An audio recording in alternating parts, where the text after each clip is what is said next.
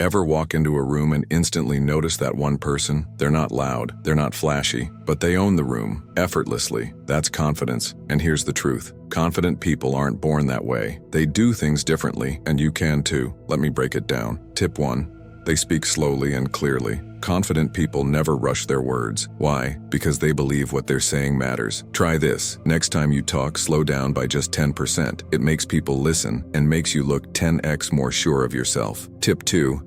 They make eye contact, but don't stare. They hold eye contact just enough to show power, but not enough to creep anyone out. A good trick? Look between the eyes in a triangle motion. Left eye, right eye, mouth, smooth and calm. Tip 3. They don't over-explain. Ever notice how unsure people say too much? Confident people say what they mean, then stop. They don't fill silence with, you know what I'm trying to say? Say less, mean more. Tip 4. They own their space. No fidgeting, no slouching. They take up space with their posture, their gestures, even their walk. Stand tall, shoulders back, breathe deeply. Your body tells your brain you're in charge. Tip 5. They listen more than they talk. Confident people don't need to dominate conversations. They listen because they know silence is powerful. So next time, don't rush to speak. Let others finish, then respond with calm. Tip 6.